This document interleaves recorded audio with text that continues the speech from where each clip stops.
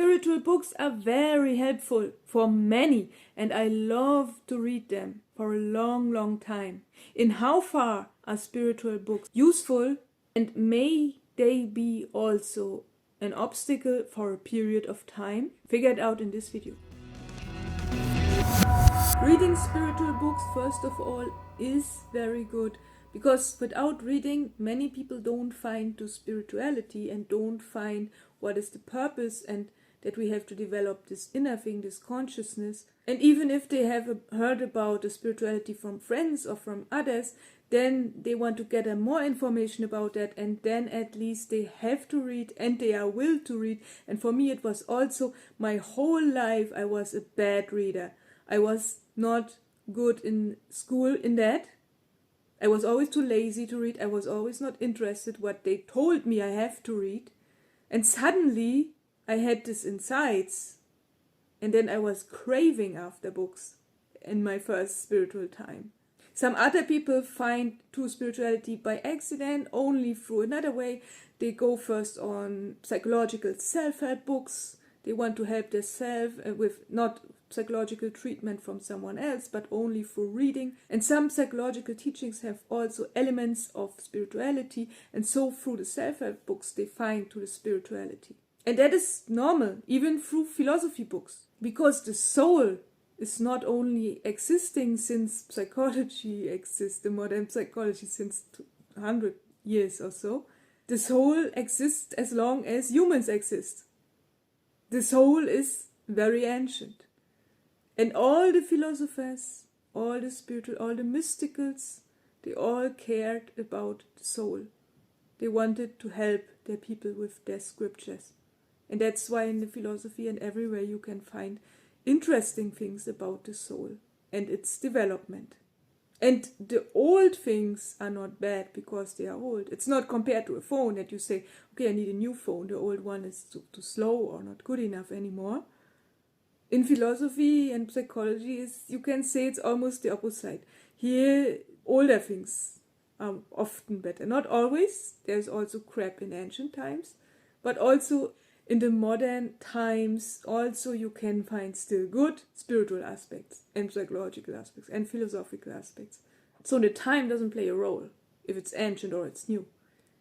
You have to be aware of the content. And which content is good or bad, you will figure out also through this video. But basically it's about why the books are good and helpful, and from which point they are maybe an obstacle. There's a certain point on the spiritual path where reading may become an obstacle.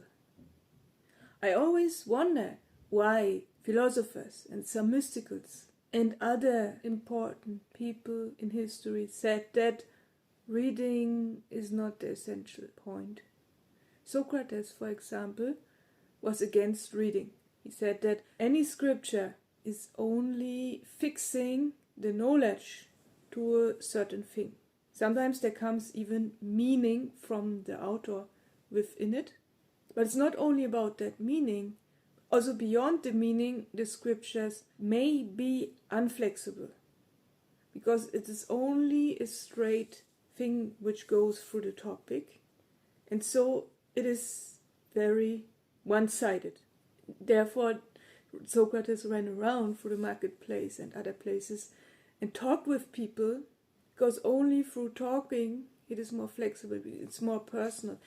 He can more directly respond to the people, personally, also up to their characteristics, also up to their experience, and so on. But when I was knowing that, I was not even accepting fully. It was only the opinion and the meaning also of Socrates. But later on, I did some research on other essential people, enlightened people, like Buddha, Jesus, and it shows that they all have not written the scriptures, only their followers have written all of the scriptures. No enlightened ever has written any sentence of their scriptures. But as I said, for the beginnings, reading was great. It still is. And at the end of the video, I will show up the point when reading will be important again, even for meditators in far progress. But throughout the whole history, scriptures were, of course, important. Not only the enlightenment from the earlier centuries or thousands of years ago, even the mysticals from the medieval time, they said also and still that reading is not good. But at the same time, they started to print books, that they didn't had to write every scripture by hand as it was in earlier times. And if they have copied 1,000 copies of a scripture, then they had many people who were working there, who were employed to copy by writing with hand in ancient times. But from the 16th century about, they started with printing. They had the first kind of printing machines, not machines in that sense, but they started to copy books in big amounts. And they also started with spreading more education, making education an important thing. More and more people learned to read. And with the appearance of more books, of course, they were willed to read. They tried to earn enough money to get education. They paid for the education that time. They wanted the education. They were thinking that it's making their lives better. This is almost the opposite like nowadays. And the institutional thing here has pros and cons, of course, but that's another topic. The thing is, reading too much is not good. One can read his or her whole life, and even she can read everything about enlightenment, but he will not reach the goal through reading. Because reading is a mental process, and enlightenment is a consciousness process. That's the difference. And for the consciousness progress, we have to meditate and not to read.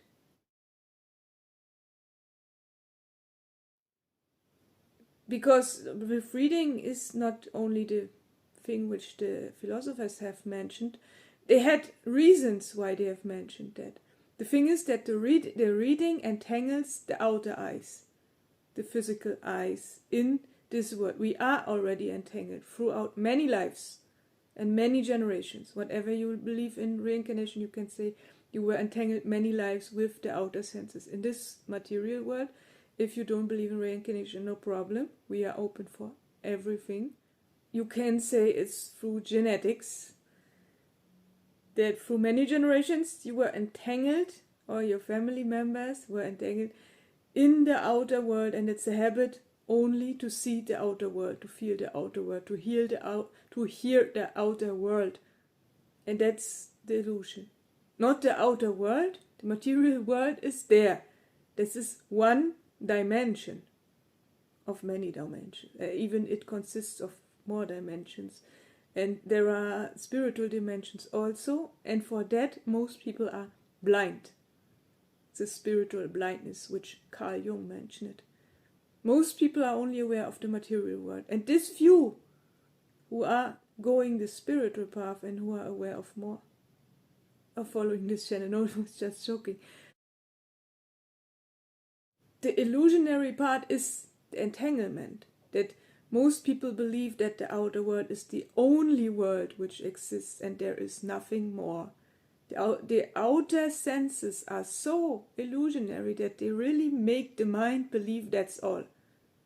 But when one starts to meditate and is aware about the consciousness and the deeper and inner aspects, more and more it reveals that there are inner senses also. For example, the third eye. Opening the third eye is one method to find the inner sense, the inner vision, and to overcome the limitation and the illusion of only the outer senses. But also it works with the inner ears and with all the other things, which are not so famous, like the third eye opening, which is more known. So the first problem is this entanglement, and the second problem is the concentration, the effort.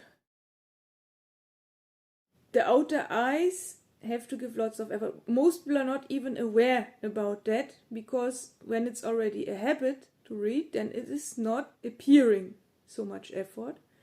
You can compare it if you have not read for a longer period of time. Then you will see that after only a few lines you get very tired. Or it can also happen that demotivation comes when the wishes there, I want to read something, and then, oh no, it's too much. The effort runs this way. First, the eyes see the letters. At the same time, they see the form of the letters and they know this is this or that. This was a year-long process to learn it. If you think back of first class of the school and second class and these things, it was a very long process to learn it, which now happens in only a small part of a second. So the letters are recognized, the word is recognized, and the meaning of the word is coming, and the interpretation follows. And what I have now explained in 3-4 sentences is a process which happens in less than 1 second. This for every single word, and at the end the whole sentence gives a new interpretation of the whole, and the whole text at the end, again maybe a new view about the whole text, a bigger view. So the mind is doing many things at the same time. It's like multitasking only while reading, and that's why it makes so tired for many. But this only besides. The problem for the spiritual path here is explicitly the effort, because the mind is entangled then again. The first point was about entanglement, basically with the senses itself, and now when the senses are even reading, it's even more effort, and more effort is always more entanglement. And the third obstacle is kind of an addiction. I know, you and me, we loved the spiritual books and still love. And at the end I will come to that, it has a good purpose again. But first now, if you have heard or read about that meditation is so important, meditation goes first. And enjoying books has to be left, like everything has to be left behind. But still, many people love to read the books, love to get the insights only on the surface, only for, there is, when you read something and there is a new spiritual concept you read about, then you have this aha effect. Maybe you can connect it to a psychological problem, maybe you can connect it to another concept you have read earlier, or anything. You suddenly feel kind of a recognition, and then this aha effect comes, you have learned something new, or there is this recognition, and then this is an emotional reaction, which maybe causes, in some cases, even these bodily own drugs, which always come with emotions, which are biologically normal. And so some people only hunt after this good feeling from reading, but they spend so much time with that and forget the meditation, and that's the problem. And then they run to friends and tell them, oh, I have read this new concept of the spirituality, have you already seen this, and I must explain it to you. And then they want even recognition for this and want even more emotions, and are always after the emotions, which they first got by the book and later got by the recognition from the friends. And so they are running in spiritual traps and forget the meditation and forget about switching off all the knowledge. Like Meister Eckhart said, not wanting anymore, no recognition, no enjoyment of anything. Not knowing, so you have to forget even what you have learned in the books. And not being, at the end, means not being, going in the true being, in the higher being, and forget this ego being, which is only after the recognition and only after the enjoying the book and these things. Because, again, the goal is important. And this is the development of the consciousness to something higher. All other species are already fulfilled. A plant can just grow and drink water and drink sun energy and just grow. A dog can just eat and get babies. Look a little bit after housing when it's raining. Think about a stray dog, for example, which has no extra help from people. And they look after food. And that's all. And most people are still doing similar. Besides, the spiritual people are the only one who want to break out and to think about, first of all, they have realized that we can't be just like the animals. They are fulfilled as they are. But when we behave the same way, I don't want to know as what I will reincarnate the next life. But we must look after something bigger. That's the point. Because our fulfillment is not fulfilled already. The humans are, as all religions say, not fulfilled, which is no criticism. Some make ethical rules from it and judge people with that. That's also not good, and that's not meant here. But the thing is, there is, and they are right, religions here, there is this problem that we are not fulfilled. And the fulfillment is that our consciousness has another potential than the consciousness of a dog. And we must develop this. And this is this inner life, and the inner prayer, and the inner meditation, which always brings progress for the consciousness.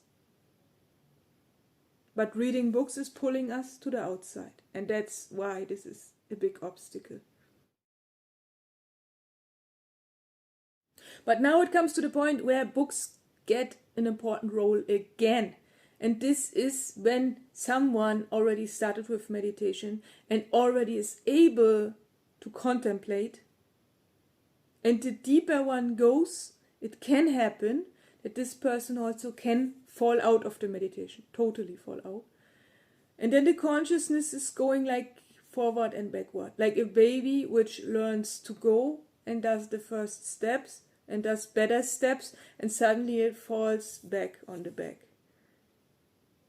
and sits down. And then you have to go again.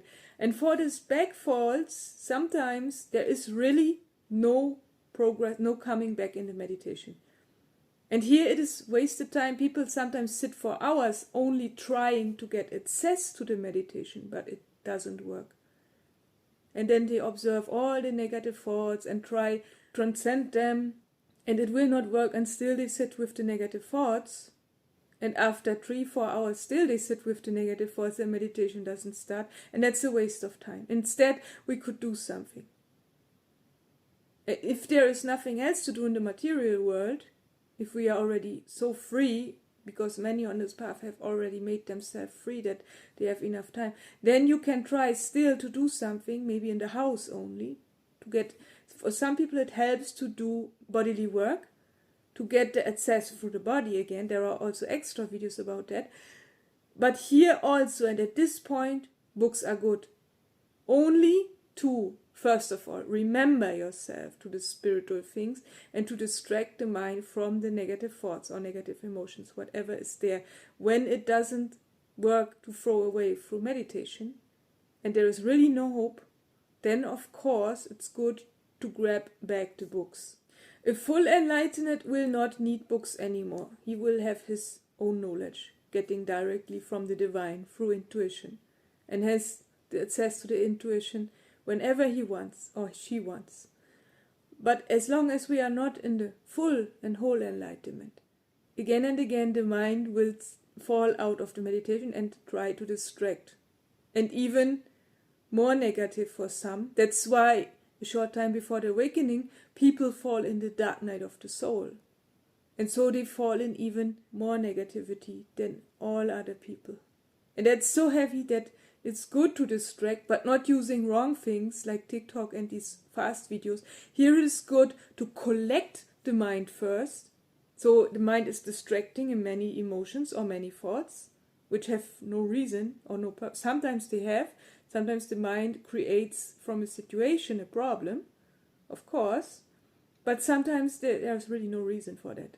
And then first we have to collect the mind to a straight thing. And this is good for with a long movie, a normal movie like 1.5 hours or more or less, but not these short things on YouTube. When it's too short, it's not good.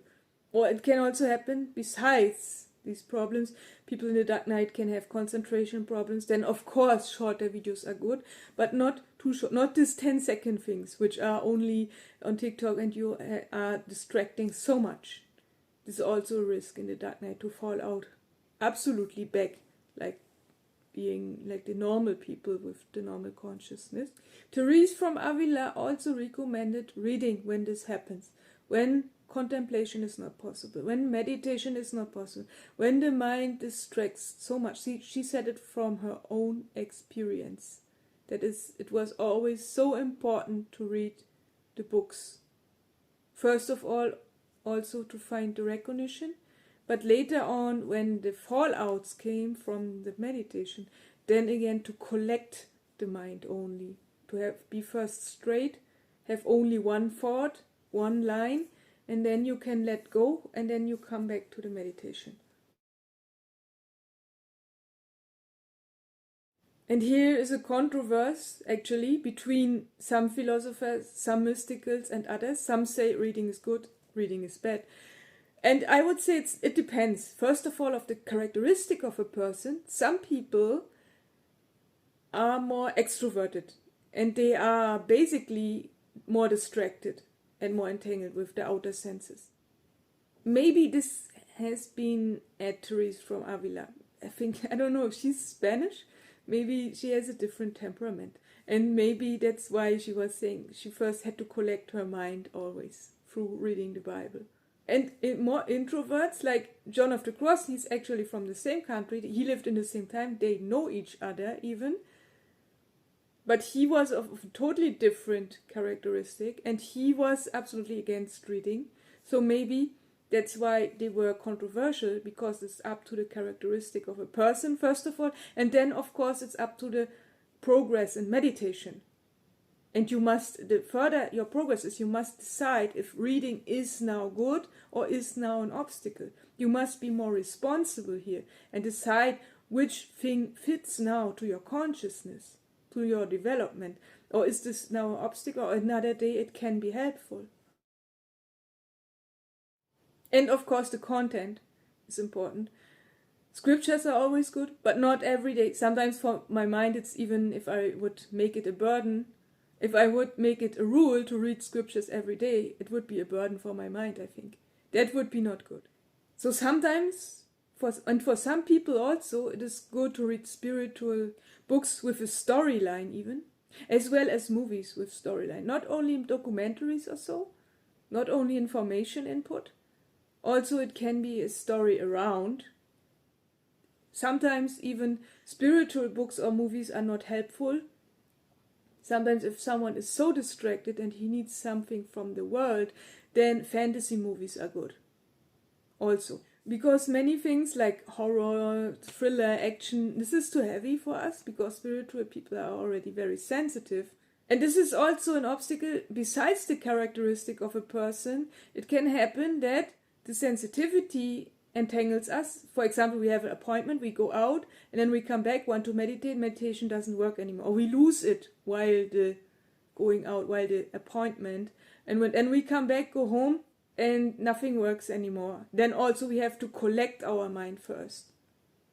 But this is only the sensitivity, which is a paradox. Actually, we know the inner senses already, but the sensitivity to the outer world makes us so sensitive that our outer senses and try to entangle even more. That's maybe a mind trick. If you go to the enlightenment, closer to the ego death, the ego tries to entangle even heavier in the outer world. Maybe that's why we become more sensitive. To conclude, it's to say, don't waste too much time with meditation. Of course, waste time with meditation, but only when it is working. When you can't get it, says you can read. As long as you have not reached the full enlightenment, reading is absolutely okay. If it is not too much and not too much entanglement, and it's only reading every day, the whole day, then it's not good. Never forget the meditation. But if it's not working, as Kohelet, a preacher book from the Bible, he said, everything has its time and everything takes its time.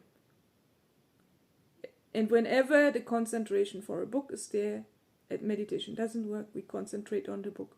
And whenever meditation is there, you will see that it may happen that automatically sometimes concentration is not there.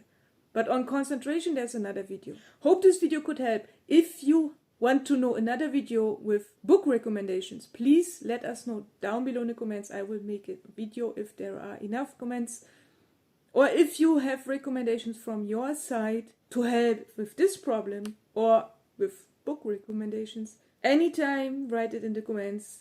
Have a nice day. See you soon. Bye.